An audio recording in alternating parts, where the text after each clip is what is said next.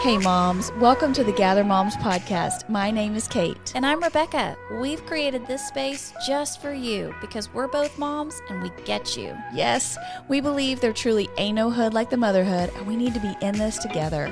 We also believe we can't mom well without Jesus, so you're going to hear us talk about him too.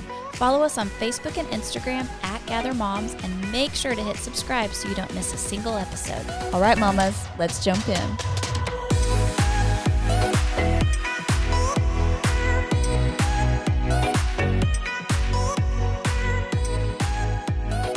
Hey moms, welcome to episode 3, where today we are talking about all the scary things. Ooh. Having a little freak out. Didn't I say something like Freak out. lay chic, lay freak? Is it French? I think it might be. Like, instead of all freak out, it's lay freak out. No, it says all freak out, but then it says Lay chic. yeah, something. I think we're making that up. Yeah, I'm pretty sure. Okay, well, somebody listen to it and tell us, but we're in the freak out time. Yes. Right? Yes. This is all the scary things.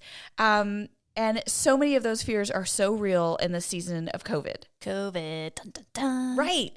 It's seriously scary, Larry. They're going to make a movie about it. I feel sure. Oh, for sure, right? Yes. Yes. And so it's just, I don't know, the fear is so real. And so today we wanted to talk about all the scary things and the real stuff that's going on with us, but just also the scary things in our own homes. You have scary things in your home? Well, honestly, yes. There are crazy, scary things that happen in my home. Like no ghosts live here or anything, but What happens in the bathroom? spiders. Stays And, in the yeah, bathroom. exactly. Things like that. So my question for you is, I have never been much of a scary movie person. I don't get into that, and haunted houses. Do you like stuff like that? I like suspense. So I like movies that keep you on the edge of your seat and then they have that moment that you're just like, ah! Yeah. But I don't like horror Right. or overly those thriller type movies. Those are not for me. I think I watched Friday the 13th when I was in middle Yes. school and it scarred me for life. Scarred. I'm out. My stepbrothers made me watch The Clown. Yes. I didn't It. watch that one. It. I didn't watch that one, but yes. They made me watch that clown thing. That jacked me up for a long You ain't going to no time. circus anytime soon. Nope. That is the stuff nightmares are made of. Yes. No, so I don't get into that stuff. What about haunted houses? No. Did you go to them in high school? Okay. I was raised in a bubble. Right. I was not allowed. Yes. So That's Satan's playground. It is. No, my parents were not going to let me go there. No, not happening. We didn't even trick or treat for a while. That's a whole nother that's story. right. Whole nother story. Ah, We'll go there one day. I forget about but that. yes. So, my parents, they didn't care about that. And so I would go to haunted houses and stuff sometimes in high school. And I just remember my instinct when one of those things jumps out at you is punch them. That's right. Fight back. Get them. So there were multiple times where it was I don't curl up. I'm bam, you about to get hit. See, your adrenaline starts pumping. It does. I would walk through a dark parking lot with you because that means if we get attacked, you are going to fight. Oh, I'm coming. Get it. Yeah, I'm not Yes. scared. Yeah. Seriously. Okay, so I have this funny story about. So you probably then, because when we were in high school, the Blair Witch Project came out. Do you remember that? Yes, I movie? do remember that. Did Yes. you see it? I'm older than you, so I'm pretty sure I was in college because you were in high school. Yes, yes. But you saw it? No, of course I didn't see it. Oh. I'm still in a bubble. People, I am in the bubble till at least 5 years into marriage. Okay? Oh my The bubble. goodness. Okay, well you missed out on some really bad cinema. The movie was horrible, but so I remember so clearly. So that night we were all going to go see it, and it was a late film. I think we were going at 10 p.m. Which I also was not allowed to do. I love your little precious little childhood. No, my parents, they had no idea what I was doing. So we had all met up at a friend's house that kind of lived out in the country. It's not anymore in College Station, bless. There's a neighborhood there now. But back then it was kind of out in the middle of nowhere. And we had all met at her house, and then we kind of jumped into cars and went to the movie together. And I was sitting next to my friend, and I loved telling this story because he recently suddenly passed away from a heart attack. I know it's a real womp womp on this story I'm about to tell. But you have a fun memory of him. Yes, he was so much fun. So I was sitting next to him in the movie, and I, freaked out the whole movie.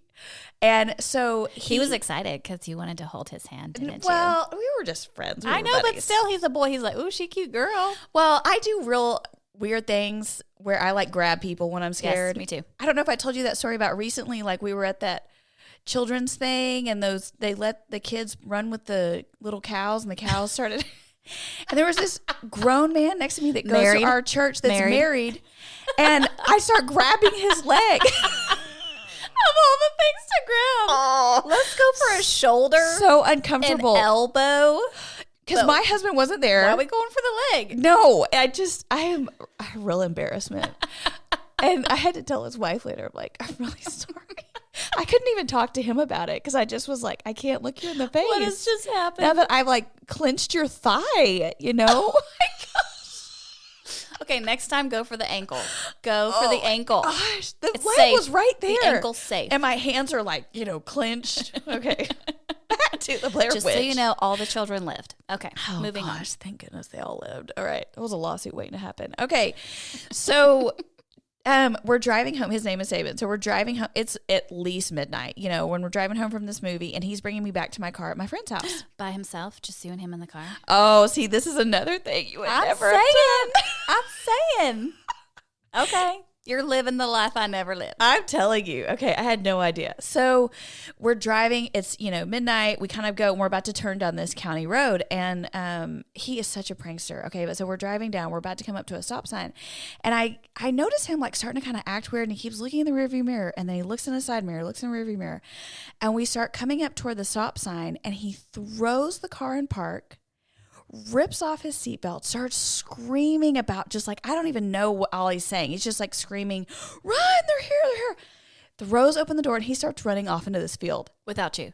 Just leaves you behind. Yes. I cannot get my seatbelt off. I can't get it off. Slow motion. Oh, it's like an absolute nightmare. I'm trying to get that seatbelt off, trying to get it off. I finally get the seatbelt off. I open the car. I start to run and he pops out. So you run after him, like whichever way he like, went. Where I'm are you going. I'm going. Right, because clearly the Blair Witch is behind us somewhere. He grabs me and he is laughing so hard. I can't breathe for forever. Is he holding you tight? Rebecca, this was not inappropriate. This is your mom. This is Judy coming out, judging my circumstance. This was completely platonic. I have a teenage son. Okay, well, I know what goes through their mind. Nothing weird happened here. There was nothing weird. Gosh. You mamas out there, teenage boys, I'm with you, okay? We on it. Oh, nothing happened. I promise. It doesn't have to happen. It's just the allure. We were friends, but it was just so, I will never forget that because I was scared. Like, did you literally punch him? You just said that you have like an adrenaline rush. I did. I was kind of like mad, but then I laughed because I was like, that was really good. Yes. Really good. Yes. Like you just pulled off something like very legit. And look, we're still talking about it 20 years later. This is going down in the history books of Kate's life. I told his parents that story at his funeral and they had never heard it. Oh my goodness. And so we all just got a great laugh about it. He was always pulling stuff like that. So anyway. That's really cool. Yeah. That's sweet. So what else? Like, are you scared of anything? Like, do you have any weird little fears? Yes. I don't like being chased in my house. Like, you know how on movies, movies sometimes when it's real cute and like the husband chases the wife and they're like giggling.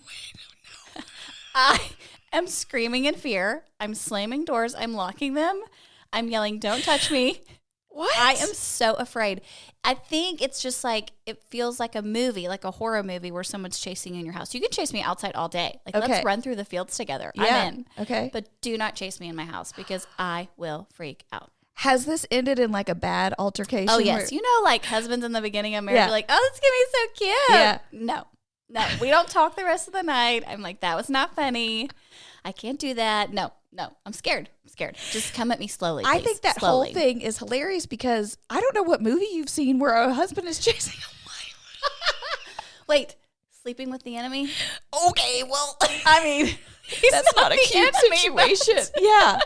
No, I don't like that either. I don't like it. And I don't like it when my kids do it. Now my kids do it. My boys think it's funny. Yeah. And even though they're somewhat smaller than me, increasingly taller, I still get scared. Yeah. I'm like, don't chase me. I totally get that. Don't do it. I totally get that. And our kids have weird fears. Like, so Caleb, my little, he was my first child. And when he was 2 and I was trying to potty train him, like we did fine and stuff when we were at home and everything. But I remember the first time I took him to a public restroom and that toilet flush. Yes. And it's so much louder and everything. He lost his mind. In the stall. I'm like, oh my gosh. People are going to think something's happening in here. What is wrong with this kid? It was like traumatizing for both of us. And then you have to figure out like later on, like, okay, well then how do we go to the restroom? Keep going to the restroom in places.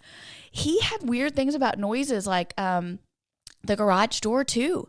He didn't like it? No, he would melt down. I know, isn't that sad? And I think it's like a sensory thing. Oh, sure. I'm you sure. know, Yes. like that loud noise. Yes. I don't have any weird fears except, like mine are like snakes and stuff. Like, obviously, I hate snakes. If you like snakes, we're judging you because I don't know. I don't know anybody that does. People have snakes as like pets and they're like, oh, here's Frank. That is like a Discovery Channel episode or something. That is not real life. Y'all know Frank is going to wrap around your neck in the middle of the night. You should not have a snake in your house on purpose. Don't name him Frank. Okay, when I was a kid, I remember watching Jaws. Yeah. And we had an above ground pool in our backyard. Oh. Small. Like, we're not talking anything big. And I was thinking this to my family, so my older siblings were like, whatever, we're not swimming in that. And I would not go in it by myself because I thought Jaws was in there. Now, obviously, being logical with this situation. Yeah, let's think this through a little bit. Obviously, Jaws was bigger than the pool. Yeah. He only lives in salt water. Uh-huh. Not chlorinated backyard water. 100%. But I would climb the little ladder to get in the pool, and there would be a shadow, and I would be like, he is there. The shadow. I didn't get in. Not by myself. The shadow. Because I'm trying to think in my mind, like, girl, can't you see through that water? I don't know. I was like 10 or something. I've dreamed up all kind of stuff. But even to this day, when we go, Greg and I have been on a couple vacations where we've gotten a snorkel. I'm not even kidding. Like, I'm looking for him. Are you serious? Is he out here? Is he That's following intense. me? I can't do it. It's not my favorite. Okay, you know what that reminds me of? Do you remember when you were a kid and like you were afraid there was a monster under your bed and so you would like jump?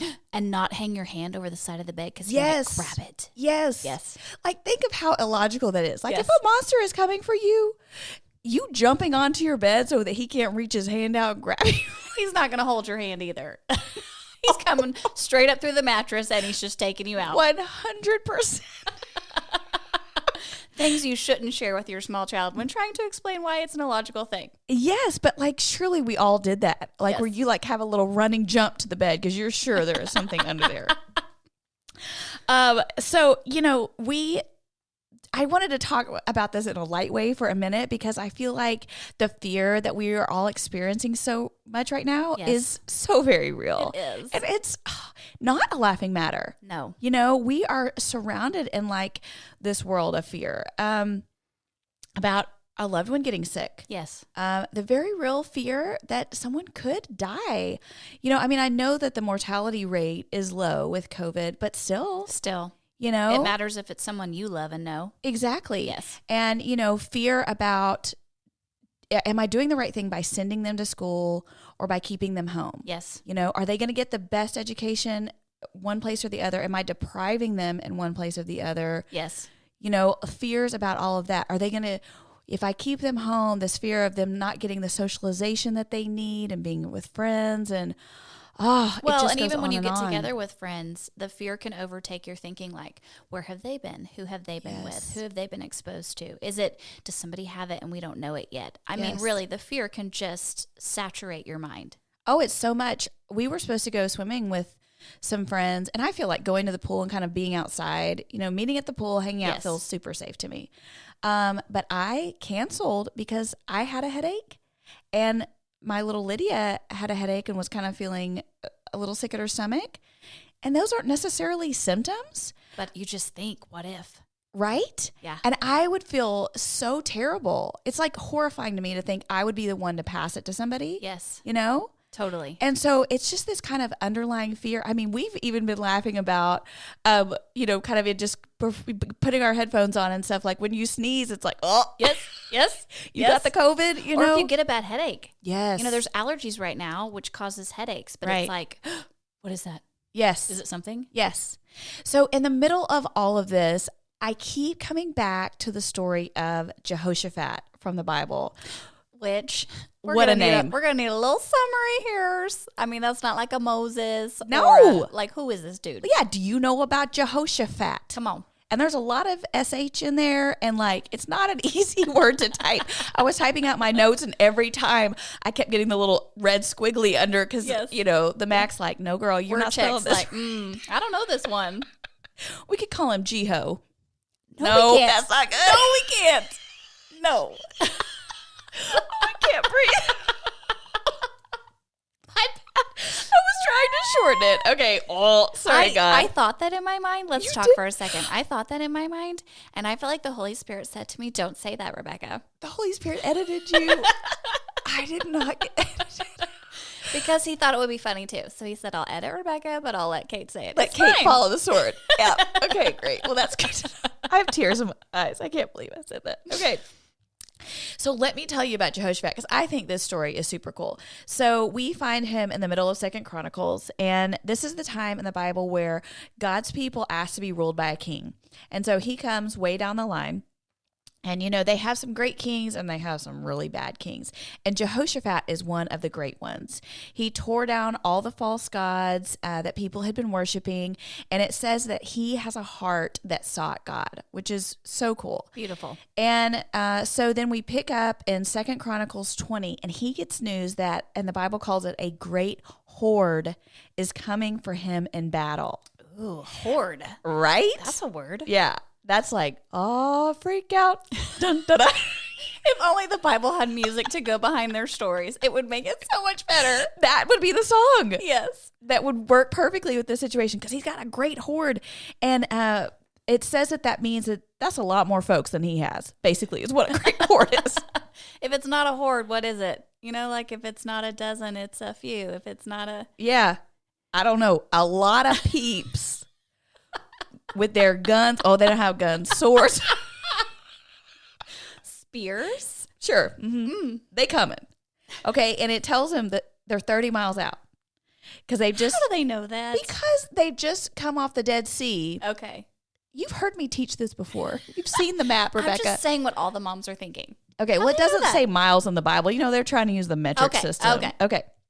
But I converted it for us. And it tells us that when he hears the news, it says he hears the news and it says Jehoshaphat was afraid. I would be too. Right? Mm-hmm. Like, yep. Obviously. Yes. You hear like this impending doom. Horde. Yes. This horde is coming for you. With guns. Oh, just swords. I just like making you laugh. I can't help it. And so, obviously he's afraid, and I kind of think about, in my own selfish mind, I might think, how dare you, God? I have been serving you so faithfully, and you about to let these people come at me? Like, I've been doing what you asked me to do. Yes. Yes. How could this happen? And, but it goes on to say that, because that's not the end of the sentence. It says that he found out that this was happening, and it says, Jehoshaphat was afraid and set his face to seek the Lord. I love the and. And. Like it's almost as if the Bible's saying, we know you're going to be afraid sometimes. Right. So do that and right. do this. Right. The afraid is very real. Yes. But we can't stay there. Right. But, I think so often, we say that we're afraid, and then our and is very different. It is. Like how we respond when we feel afraid, Yes. Like when you find out bad news or you feel scared about how something's going to go down or you're worried about something, when you get afraid, what is your and? What does Rebecca do next? I think just like what you said about Jehoshaphat maybe feeling like, wait a second, I've been trying to do the right thing. Yeah. Why me? Yeah. Why is this happening to me? Why my loved ones? Why my situation? Right. I think there's a sense of, no, this is not even right. Uh-huh. Right. Some pity or, yeah. Yes. I think just generally we tend to like call somebody. Yep. Call our husband and vent or get somebody to fix it. Yes. Text our friends, what are y'all doing? How are you going to do this?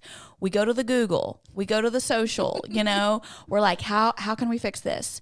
Or the other thing I think that I'm really guilty of is I hear I'm afraid of something and it feels like kind of an impossible situation. I'm like, all right, I'm afraid, but I got this.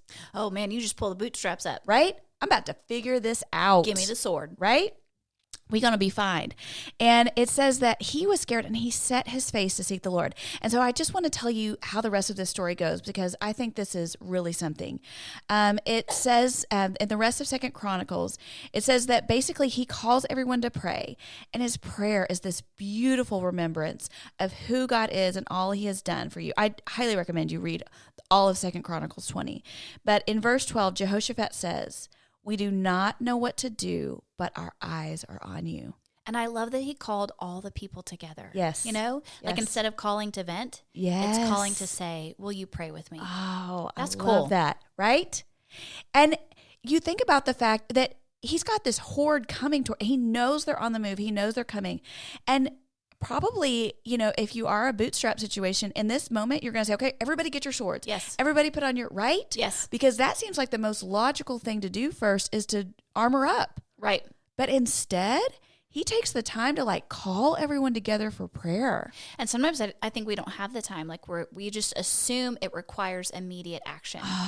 We Yes. don't stop because we think that maybe prayer is not as powerful as just doing something about that's it. so good, because in this situation, right? Because I think if you were looking at this, you're like, dude, you don't have time to pray. No, right. Y'all got to get, you know? Yes. Get your guns. Invent a gun real quick. But he says, you know, we do not know what to do, but our eyes are on you, Lord. And the ability of him to admit that need. Yeah. I think we talked about that in episode 1, that first we have to realize we have a need. Yeah. I mean, he was the leader of this whole army. Yeah. And he is saying out loud, we do not know what to do. Yes. We have a need, Yeah. God. Yes. Will you meet us here? Yeah. And so he has this beautiful prayer where he remembers who God is and what God has done, and he ends with that line, and then God uses someone from the crowd, stands up and responds to him. And Ooh, does that person have a name? You know, they might. Bummer. I don't have that's it all with right. me, but That's we need all to look right. that up. And it says that God says to him, "Do not be afraid and do not be dismayed at this great horde, for the battle is not yours, but God's." Wow. I mean, right? That's some spiritual maturity right there. Let that hit your heart. That gets me so amped. Like, whereas I might want to shrink back in fear or try and take things in my own hands, when God says that to me, Yes. do not be dismayed. The battle is not yours, but God's. Like, oh, okay. We're going to be fine because God's got this, you know? Yes. And so with that said, they go out singing and praising God as they are walking toward battle. And they come over the hill because now they're supposed to, I guess, I don't know how they communicate this, but they're going to meet halfway. Well, they knew how far they were away, so Listen. now they've communicated that Right. we're going to meet in the middle. So Jehoshaphat's folks, you know, the people of God go out singing and praising as they're going toward battle. And they come over this hill where they're about to descend and go into battle. And as they look over the hill, it tells us that this great horde, that way outnumbered army that they were going to come up against, were already all laying there dead. It was I'm sorry, what? done. They are dead. It was done. God had already taken care of. No way. Yes. And then it says that for the next 3 days, they spent that time taking the spoil from among the defeated army. Oh my goodness. Yes. We talking about a heavenly army came down and did some business. Yeah, they put them down. Oh my I mean, and goodness. we've heard about that before, you know, like the story of like when God sent the hail and knocked them all Yes, out. And, you yes. know, isn't it Zephaniah when they can see the spiritual army around them? You know, God can do that stuff. Wow. And then look at the blessing they get to reap. I mean, I picture this as like somebody tells me I can go to Nordstrom for 3 days and just get everything. Like, you know, whatever you could grab for 3 whole days. You heard it here, folks. Kate just compared the Battle of Jehoshaphat to Nordstrom. I mean, listen. Okay, here's a question. What would you go for first? Somebody says, you remember that show? What was that where they could Yes. fill up the Oh, cart? but that's a grocery store. I don't want groceries. I No, want no, no. Nordstrom. This is so much better. But I'm just Yes. saying you have this like golden Nordstrom cart that's limitless, and you get to run in there because you have 36 hours. You know, you have 3 days. Oh, that is so much time. I mean, So you go Shoes. in. Shoes, is that what you go for yeah, first? Yeah. Maybe purses. Yeah. Definitely shoes. Shoes. Because Nordstrom has those good purses, right? Yes. And they have Not so the many little shoes. knockoffs. Get it? No. I'm finding me some leopard pumps. But think about it. You know, it's like, gosh, how differently could this whole thing have gone? Yes. Think about that. They might not have even shown up. They might have run the other way and they would have missed out on the spoils because the battle had already been won. Right. Or if they hadn't sought God's face and he wasn't with them and they had gone into this battle and been defeated, I mean, it would have been the opposite. Could have gone totally different. Yes. But now they are looking at an enemy that God fought for them, and they've got this 3 days of Nordstrom. I mean, you know, it's incredible. I love it. I think it's awesome. It's incredible. And for believers, that is what is available to us. Yes. That when we have these moments when we're afraid, we have this opportunity to seek God and let him fight for us. Yes. And to know that the battle is his, not ours. The battle is his. So tell me, you know, kind of just recapping the story and thinking at the end, you know, what for you, what stands out the most of what you take away? And especially in this time, what is kind of the message that really resonated with you as you think about it? I mean, the part that obviously jumped off the page to me was, and this may be different for other people, was that they went into the battle singing and rejoicing. Like I almost imagine, like, should we like walk into the school? Yeah, with tambourines. With tambourines. Yes. And singing and rejoicing. Yes. And just knowing that I'm not walking into something that is not already taken care of by my God. Isn't that good? That he's already been there. Yes. And done it. Yes. You know? I love the idea that it changes your heart. It changes your attitude. Right. That instead of having that attitude of fear, I'm going to just go ahead and rejoice now, even though I don't know, because they didn't know that God had already fought that battle and killed all those people. No. But they rejoiced anyway. Exactly. What if we did that? What if we rejoiced anyway? I love that so much. I love that. And, you know, just trusting God with the outcome, keeping our eyes on him. I love the verse. It's in Psalm 16:8, and it says, I keep my eyes always on the Lord. With him at my right hand, I will not be shaken. That's something to put on a Post-it and stick it up on the wall. Stick it, because right now our eyes are wanting to go to so many things. Yes. You know, and where our eyes go, it affects our hearts. And so if our eyes are on what other people are doing, if our eyes are on the news, if our eyes are on social, if our eyes are on even our kids, yes, as we're kind of thinking about protecting these babies, that's not where our eyes need to be. Because our eyes have got to be on the Lord so that we are not shaken. Yes. And go ahead. We can be afraid. We can be afraid. It's okay to look at this pandemic and go, oh, I have no idea. Yeah. It's okay to be afraid, but that conjunction and right there. And we're going to do both. Yes. Yeah. Yes. So, you know, you might have already said it, but we like to wrap up our episodes by thinking about what is our one thing. You know, hearing this and knowing that we are in an all freak out time and there is so much real fear. You know, what is your one thing that you think you want to walk away today remembering? I think the one thing that I want to walk away with today is that for most of this time, I guess, I've looked at this pandemic and this season that we're in as like my battle, the world's battle, politics battle. Yeah. I guess I've never put it in the framework that it's God's battle to win or lose. Yes. And that God loves his people. Yes. And he has not left us. We are not alone. Right. And yes, we cannot see over the hill yet. Yeah. We have no idea what's actually happening on the other side. Yes. But God didn't tell them the end of the story before they started marching into battle. Right. He just said, keep your eyes on me and let's go. Yeah. So I want to be able to walk into the fall with that kind of a mentality. This is God's battle. Yes. Claiming, he tells us we are more than conquerors. Yes. Right? Yes. More than conquerors. Yes. And so we can walk into battle singing. I love that. And remembering that this is a battle and it's okay to be afraid and we can trust him to win it and we can rejoice in the meantime. Yes. Yeah. I love that. Good, good. All right. Well, mamas, thank you so much for joining us. We hope that this was encouraging to you. We just love that you are here. Don't forget to subscribe so you don't miss an episode, and stay connected with me, Kate, at Kate Henderson on Insta, and with Rebecca at the Rebecca Bradford. We'll see you next time. Bye, mamas.